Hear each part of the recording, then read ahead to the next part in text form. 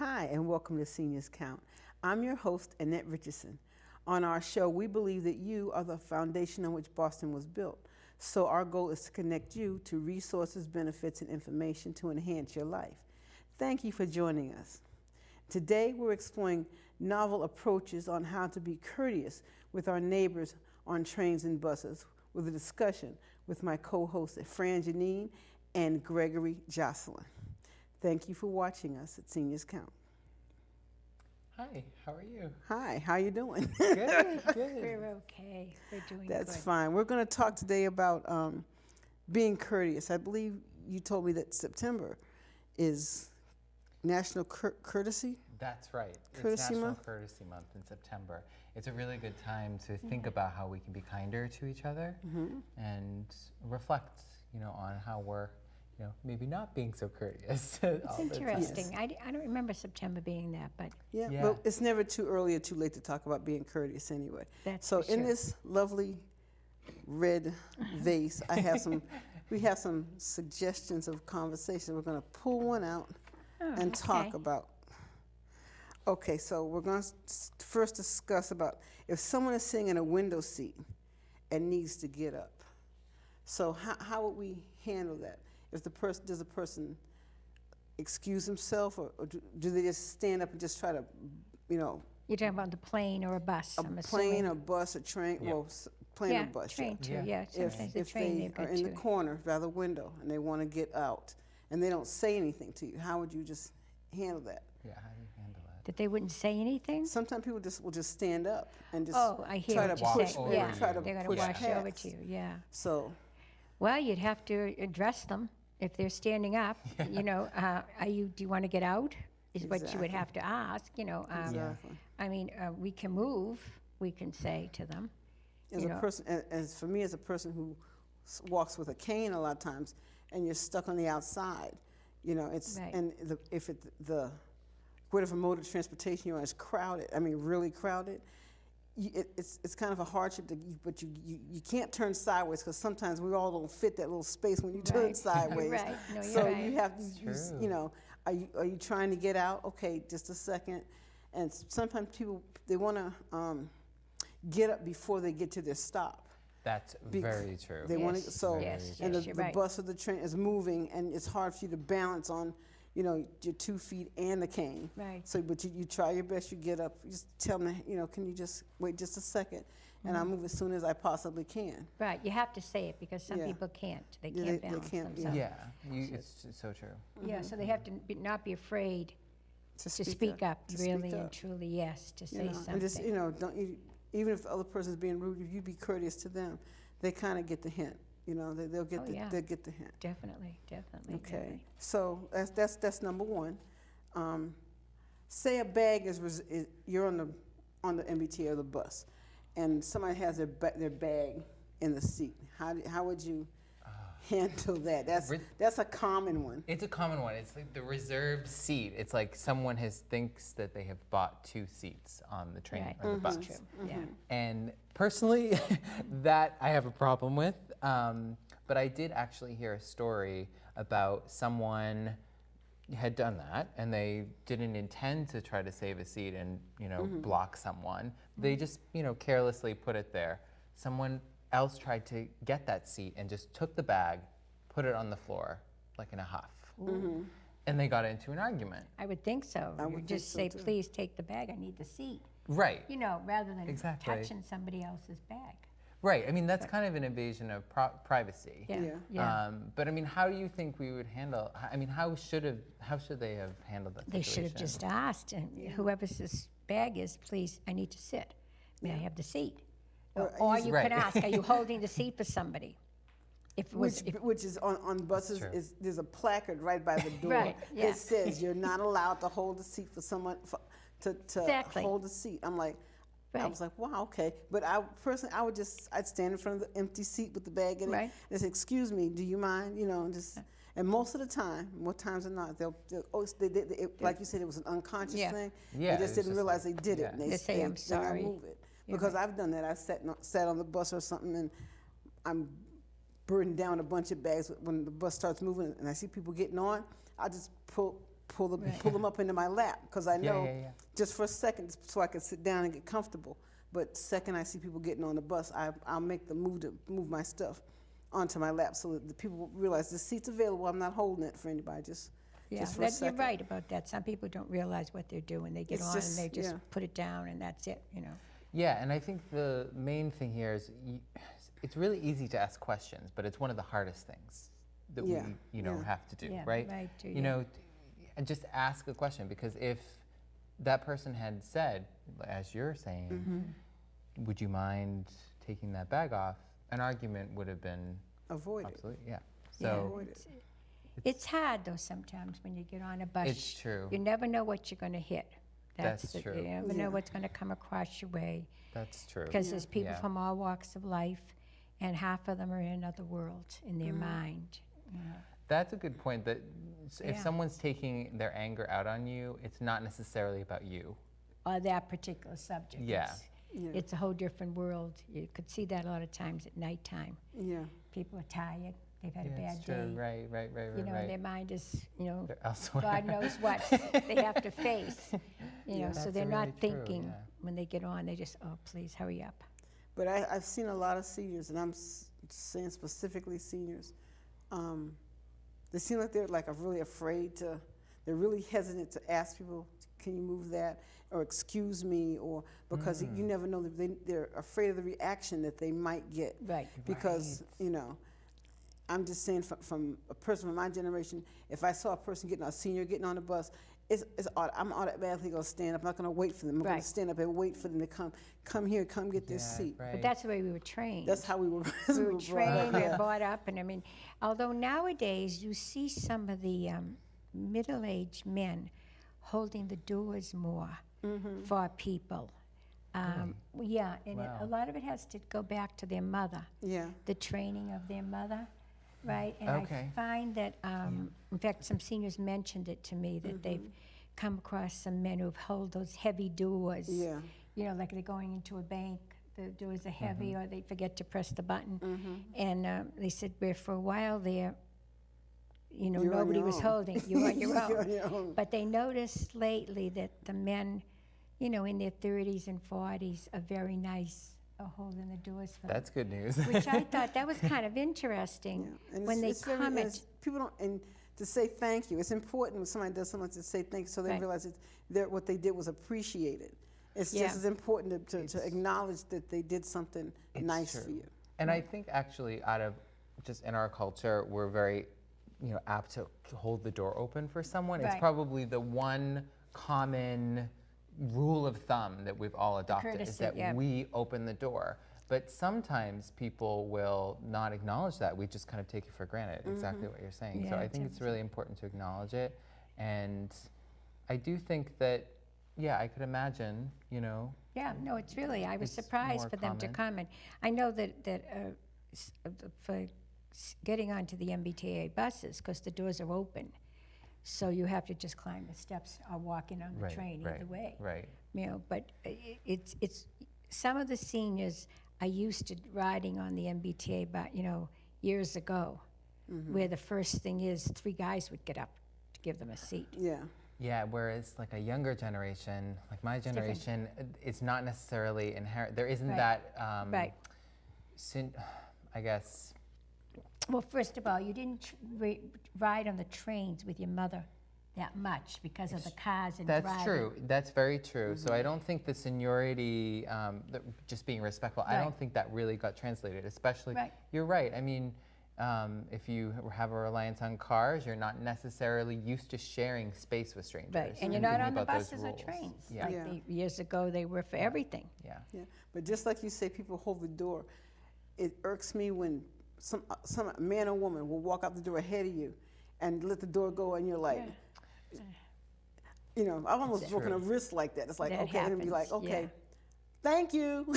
Yeah. Behind me. Thank you. Yeah, thank you. Same You with know. elevators too. I think Yeah. elevators are a big topic of discussion. Yeah, that's Yeah. true. Well, years ago, you all know I worked for the Elderly Commission for so many years. We had a meeting with MBTA. Now, I'm going back to Caroline Calloway's days. We're going back to the 80s. and we had a meeting. What was I going to say? No, I forgot. With the MBTA, I think it was with the ride people. Yeah. Oh, that's Yeah, we did have a thing on them about, how to train, how the seniors, and we'd also had one with some of the markets, okay? Because the different, Stop and Shop was one of them. Do you know that they didn't have those press the buttons until like the 80s? Oh, wow. That's, And now they all have them, and that was from they did like a survey, right, for people, for seniors and everybody who was, and that's where they pressed the button, and that's why the doors open easier for Automatic people doors open. for That going in is and smart. out. And that is fantastic for seniors, because even if they can't do their fingers, they can press their arm. Yeah. That's fascinating. And I actually Yeah. just read about this new project in Japan where an architect in urban space put right near crosswalks these little posts. They Right. look like almost look like a cane, where seniors can hold onto or Right. put your shopping. Right. I thought that was a To come down the fantastic. steps, yeah, because Yeah. the sidewalk thing has had, if you notice, the past mayor, Menino and now Walsh, they're doing the same things on the sidewalks. Yeah. They're making more of a level so that you don't That's have to really step down, important. which is very good, because I've seen some seniors hold out their hand to people, even younger people. They'll say, "Can I help me?" That's a really And yeah. so that has been really nice. And some people do help them. Some people Yeah. are very courteous. Others walk Yeah. right by them because they don't have any idea. But Well, yeah, Right. they don't understand what it is that they want them to do. exactly, you're So- right. You're so right. I'm gonna awareness. pull- Yeah. Yeah, because they're into their headphones and stuff. So I'm gonna pull another. Okay. I'm gonna pull Let's another see conversation what it will topic. be. All right, okay. Foul language. Oh wow. Foul language. Foul language on the crack of dawn on the buses or the trains or just out in public with people just walking and just filth, flaring filth all over the place. I mean, I've always felt like it should be outlawed, just in public. I think it really is. It doesn't set a positive tone, sharing that space, and I think people can be extremely offended by that. So you don't know who you're talking to, and you also don't know who could, feel triggered by language like that. Or so that's my. Yeah, and there's a couple of reasons too. I've noticed sometimes their medications aren't working. Like seriously, Okay. they might be on meds, and that's just how it comes out of them. But like on the buses and things like that, I would say in the morning, especially in the morning, I haven't had coffee yet. I don't really want to hear that.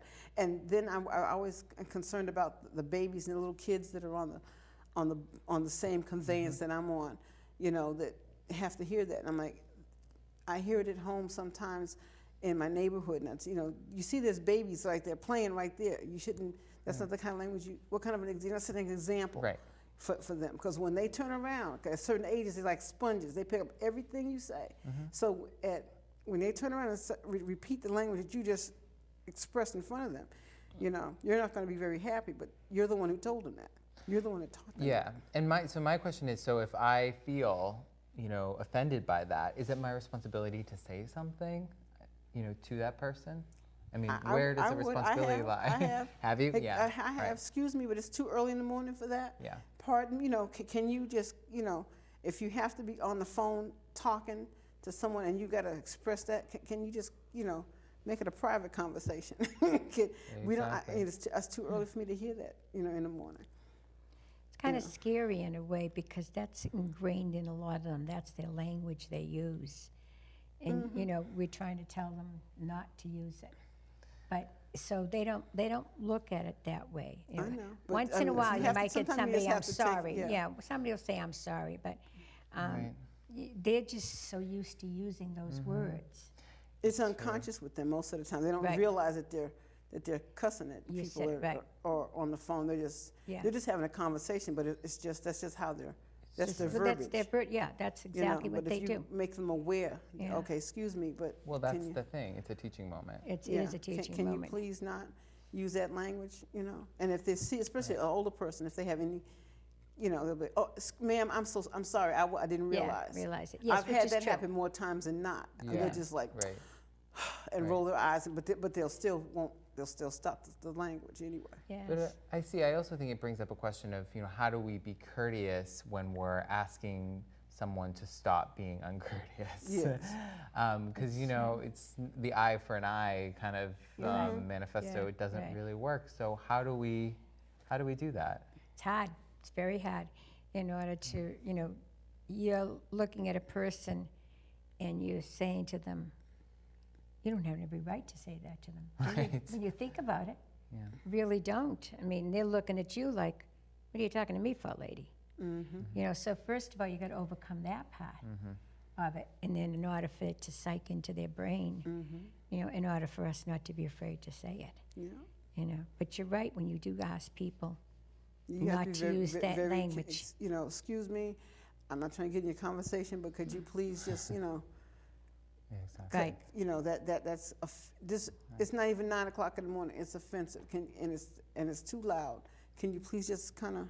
Right. There's a way that but you have to be courteous to them first. Yeah, that's You the can't key. just like, listen, the kid, key. stop Yeah. that cussing. Well, that's what I You can't mean, cu- right. You Yeah. can't do Yeah. that, but you have to be Exactly. courteous to them, and then and just tell them, that this is offensive, and could you please just calm it down a little bit. Right. Yeah. Most of the time, I mean, you get the ones who are just going to be rebellious anyway, but most of the time, they remember that they have mothers at home Right. who wouldn't be happy hearing them and How speak true, that way how true, how true. out in Yeah. public. And then it dawns on them sometimes, like you said, it's like, oh, I'm sorry. Yeah. Sorry, I'm using that. Because with me growing up, my parents told us the worst thing we could ever do was embarrass them in public. Right. So, Well, in that same vein, do you realize how people don't look at the children or the young people that when they're doing stuff like this, they're Right. looking at their parents, and that's the thing. I never wanted to have somebody look at me and go, "What kind of parents does she have?" You know what I'm saying? So that's the kind of I was in a market once, and I was standing in line, and the guy swore, and the woman had 2 little boys, and she asked the guy to stop swearing so her kids wouldn't hear that language, which I thought was kind of interesting. Yeah, it is That interesting. but she did. We were in a Tedeschi's, in line. There was a lot of people, and I didn't even know what he was swearing about because I was like the fourth customer down. And Well, I've had a young man. He had his children on the bus, his little girls, and I was so proud of him because there was a gentleman in the front who was just going off the deep end, cussing, and he put his kids down in the back of the bus where they were sitting. He walked to the front. He said, "My babies are back here, and I don't want them to hear that. Do you mind? Just cut it out." See, this- And he must have been like 20, 25 years old. Yeah, but he had he said, "I don't want my children. I don't do that in front of my children. I don't want, that To kind hear of it. language in Yeah. front of my kids." And the guy, he said, "Oh, I'm sorry. I didn't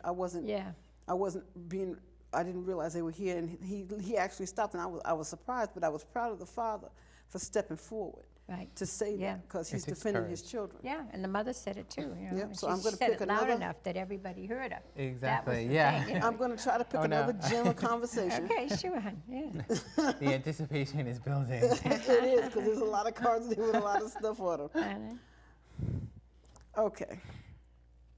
Someone cuts passengers in line or bumps into them while rushing. Okay. Oh, that's a classic. I think, yeah, that's a classic Every day, mistake. I think everyone's experienced that. Someone's rushing and running to get somewhere, and you're in line, to get on, trying to get on the train. Somebody bogarts and gets on before you, or get on the bus and they cut through it to Yeah. get in front of you, or bumps into you with their gigantic, humongous bag, and they just keep oblivious to the fact that they just almost knocked you cold. Yeah, like a giant backpack. Yeah, Like, yeah, this exactly. backpack's alive. true, many people have gotten hurt by that And too. I find that the word "excuse me" is almost non-existent anymore. I feel there's days I feel like I'm the only one in New England who Excuse me. knows the word "excuse me." Pardon me, excuse me. Excuse me?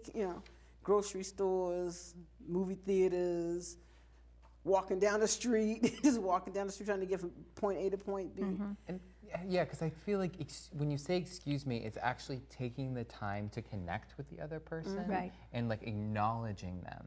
true. Because it's one thing to just be like, "Oh, excuse me," and like go by Yeah. and just bump into them. Right, But to right. actually take the time to look them in the eye and say, "Excuse me, Yeah. I just need to get by. Sorry, thank you."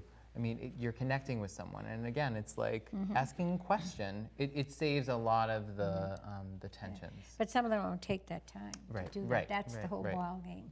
Yeah. Yeah. They're rushing. They could care less. They just got to do it. And And I think a lot of times it's just, I think we're just oblivious to each other most of the time.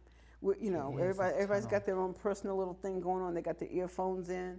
They've got their mind thinking on what they're True. heading for, You're right. and we don't pay attention to the fact that we're not by ourselves. We're not in a cocoon.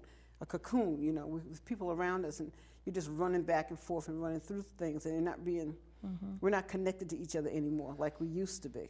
But I also say the other side of it is like, well, you know, where did that come from? I mean, so there's probably a reason why we want to disconnect, you know, when we're in public. So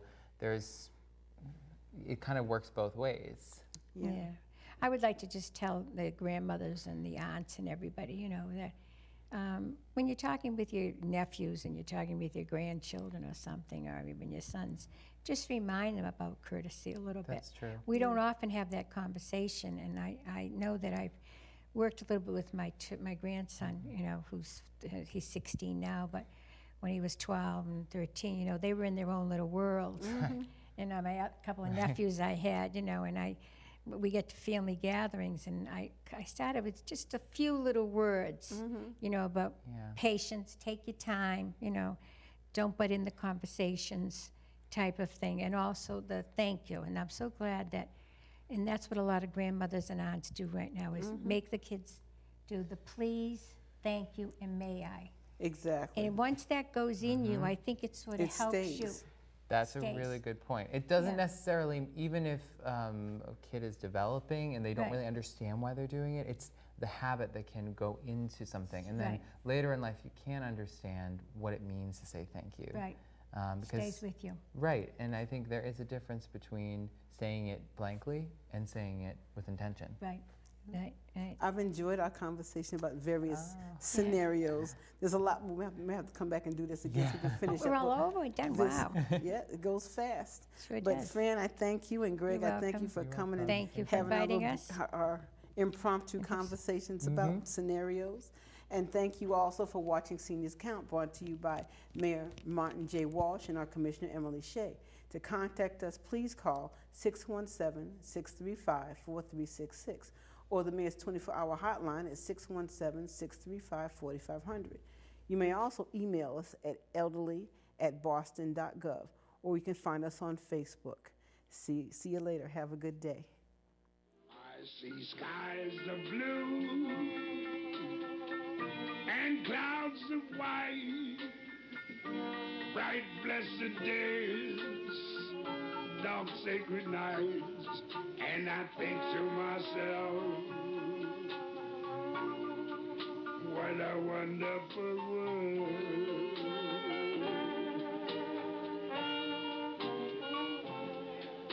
I think to myself,